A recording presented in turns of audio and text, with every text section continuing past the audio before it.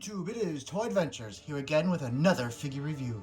And I have to keep this guy still before I put him on screen or else he'll make a ton of noise. Guys, today we are taking a look at a special new dinosaur from Dominion, one of the new ones we know will be in the film. You guys may know what I'm talking about. Today we are finally taking a look at the sound Slashin Therizinosaurus. So this is a brand new dinosaur from the movie. This is when we will actually see in the film. I bought this at Walmart. They had a whole end cap display of the new toys, and I managed to pick this one up. I actually found it a few days earlier at Target, but was denied at the register. So that sucks, but we still have it now, and we can still bring you the review. So here is the brand new Therizinosaurus. Everyone I show this dinosaur to, because of course this one is not exactly super niche. If you know quite a bit about dinosaurs, you know about the Therizinosaurus. But for people on the outside, they always say this thing and say, "Wow, that's a crazy looking carnivore." Or what does it use those claws for? It must tear things apart. No. I have to explain to everyone, this, despite what it looks like, is actually a herbivore. Yes, this is not a carnivore. I just had to establish that because I know a lot of people will look at this and be like, "Oh, this thing is so cool. It has an attack gimmick. It must eat people." It defends its territory. It is an aggressive dinosaur, but it is, in fact, a herbivore and will not eat you. Anyway, had to get that out of the way. Let's take a look at the packaging. This is actually a special type of packaging. This is not like a, part of a specific wave of types of dinosaurs like the Sound Strikers or the Attack Packs. This is its own thing because it is a movie dinosaur. So it has its own little special toy called the Sound Slashin. Therizinosaurus. You can tell because the box is a lot taller than any of the other toys because he is a lot taller, or she is a lot taller than any of the other toys. So, taking a look at the packaging, you have all the little, blurbs for its action gimmick. It moves down and opens its mouth. It can move from left to right. And of course, the app feature. And we've already gone over the Dominion packaging plenty. I like it very much. It is my favorite from the Mattel line. If we take a look down back here, you have the Tyrannosaurus Rex ready to be bought. We already reviewed that one. And, it shows all the action gimmicks. So one thing you'll notice is just moving this guy around.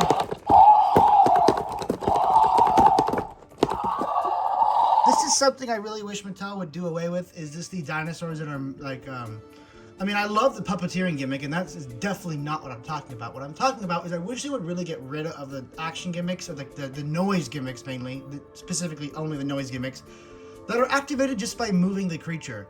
It should be a button only, because otherwise this thing is going to be mad annoying and just wear out its batteries from you just moving it from one area to another, playing with it. It's just going to be annoying. Parents are going to hate hearing this thing roar 24/7 while you're playing with it on the rug or something, in the living room.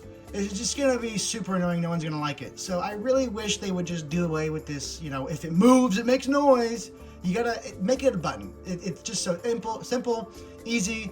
You press the button, it makes a noise. You don't press the button, it is silent, So I just wish they would get rid of that, but let's get on to opening this figure because this thing looks amazing and can't wait to see how this thing looks out of the packaging. And here is our asset out of containment. So I'm just trying to get this boy to stand right, and as you can see, he can or she can stand quite nicely, even without the claws touching the ground, even though the claws touching the ground will be your most stable form of posing, but she can hold up pretty nicely to the good old shake test. And this is the new Therizinosaurus. I'm actually really, really impressed. Now, for those of you that are, long-time loyal members of the Mattel collecting line, you'll know that this is not our first Therizinosaurus. We were actually teased one by Mattel about a year or two back, and it never came out. It was actually canceled. And I'm almost positive it was because they got news that Dominion was actually going to have their own Quetzalcoatlus, because that just popped in my mind because that also happened. But we're going to stick on the Therizinosaurus. Was actually going to have a Therizinosaurus in the movie. Now, as I just said, because it just popped into my mind, we had a Quetzalcoatlus toy from the Dino Rivals line, and now we already have a new Quetzalcoatlus from the Dominion line. So I don't know. So that when I think about that, it kind of makes me wonder, okay, well, why was it canceled? You can boggle your mind on it for hours, but it really doesn't matter because objectively, from what we saw, this one looks a lot better.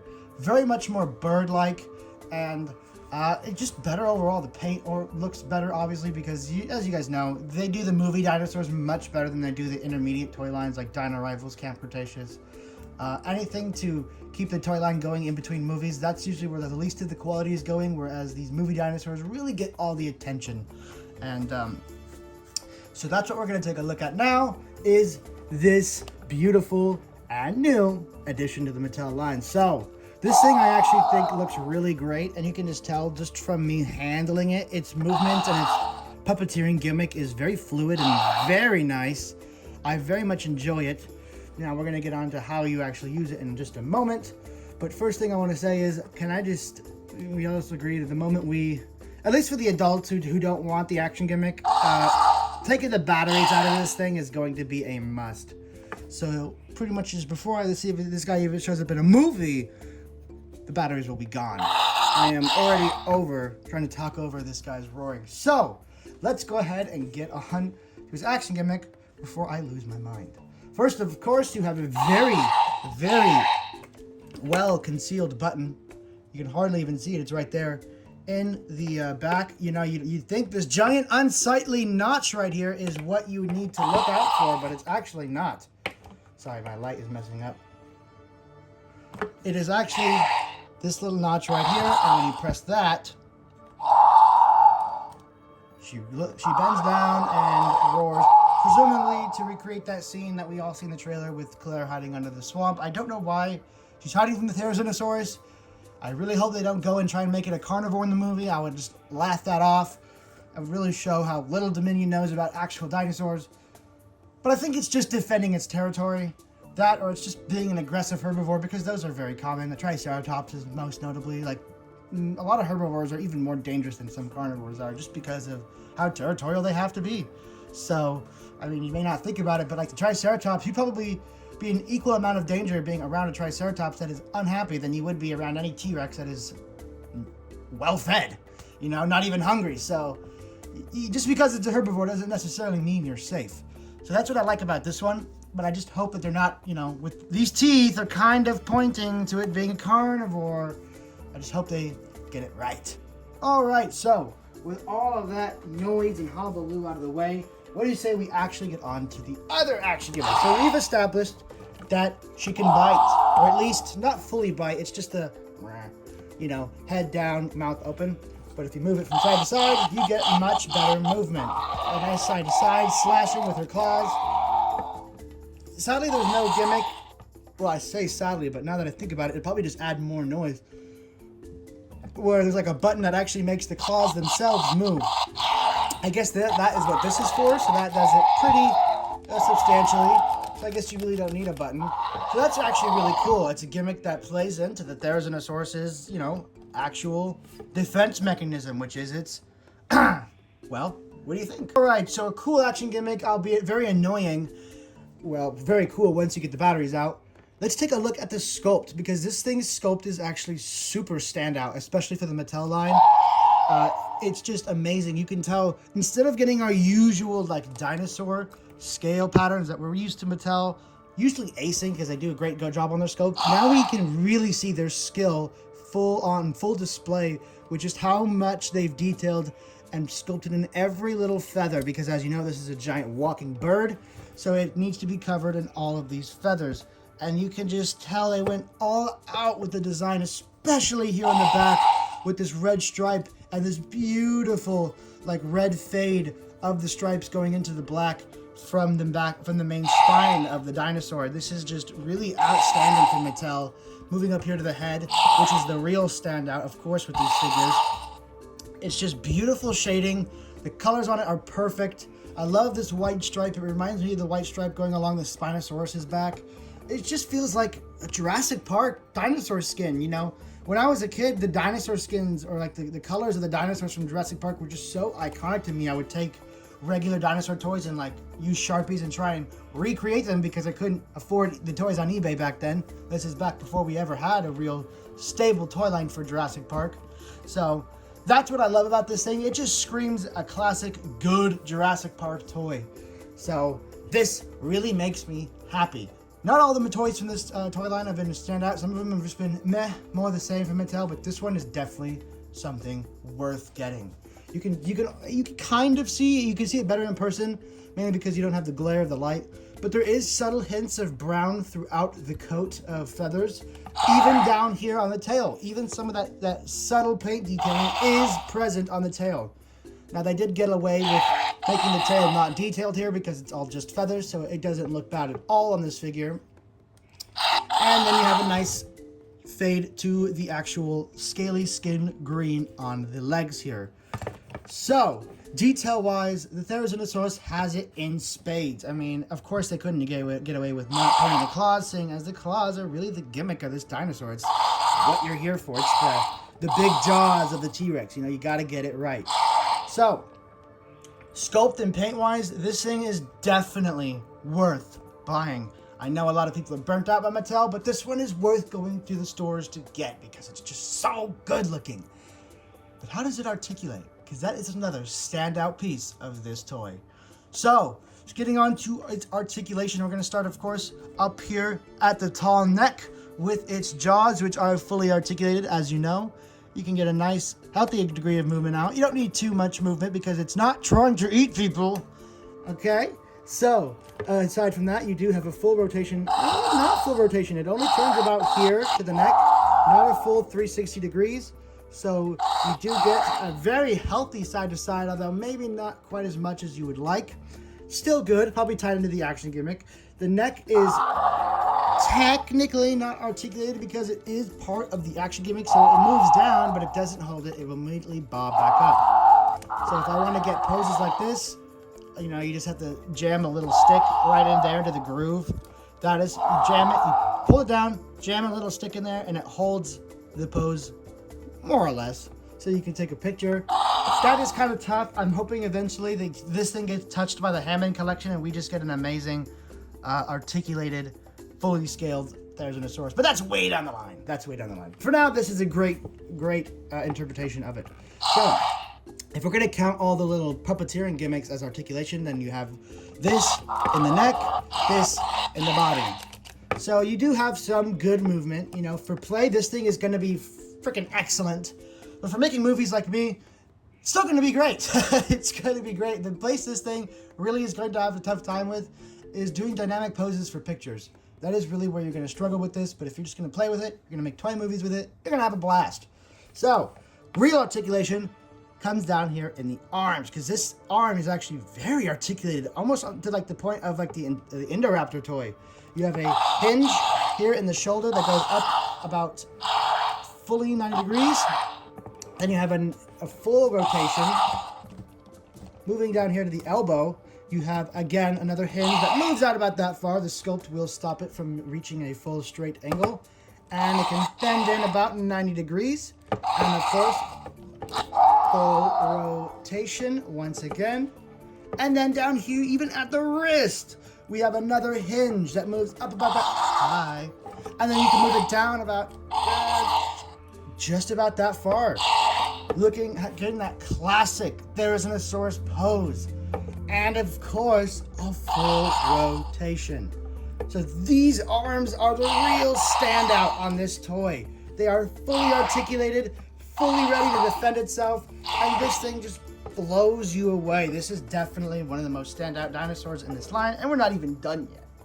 Because they snuck in one more articulation joint right here at the knee. Now, we're not used to getting articulation at all in the legs, only in the hip for the standard Mattel line. So this little bend right here is an unnoticed or unexpected but welcome little gimmick. Now, it doesn't offer a lot, but it does help with trying to balance the dinosaur. Even this subtle movement can really mean the difference between it falling down on the shelf and it standing up. Now, as you can see, standing-wise, if you have the arms in a good pose like this, it will stand up infinitely. This is, of course, it resting on the claws, but as you saw in the beginning of the review, we can get it to rest on just its feet. So standing with this guy is really not going to be too much of an issue for you. Tail is not articulated because it is incorporated into the action gimmick. So, of course, we got to take a look at his... I really wish they'd get rid of this thing. It's just so terrible. It's just, you know, I try and like understand what Mattel was thinking when I do these reviews and try not to be too harsh because I want them to, you know, you know, you think I'm just hating on him, but I'm just gonna hate on you guys right now because this was just a stupid idea. Like, there's no defending this. It's just an unsightly notch on the back of a toy when we had the same thing before, but it was a much better thought out gimmick where it was discreet on the foot, it was hidden, and it didn't take away from the toy at all. This takes away from the sculpt. Even if you say it's a minor takeaway, it is a takeaway from the sculpt when there wasn't need for it in the first place. Mattel, this is a bad idea. There is nothing good about this idea. You need to take a long, hard look at whoever thought of this and think if they still need to be employed for making decisions like this, because these are the decisions that get you in hot water. Okay, this is just a bad idea. There's nothing good about it. Put it back on the foot where it belongs and never touch the back for these stupid app, smartphone, technology gimmicks, okay? A kid just needs his dinosaur toy and outside. That's all you need for memories. You do not need a smartphone. The smartphone gets in the way. Okay, these go 99% of the time unchecked. It's really the adult collectors who are into it. Just because it's something to do, not that they're actually like invested in it. It's just, it was a nice afterthought to put on the bottom of the foot just for like an added extra play gimmick. But now you have sacrificed the sculpt, and now I am going to complain about it because it is a dumb gimmick, a dumb feature. Kids don't use it. They're gonna rip this out of the packaging, run outside and play with it. Like, just like I did as a kid. That's what you do with dinosaur toys. You don't scan something and go on your phone. You take it outside and you have it eat your human action figures.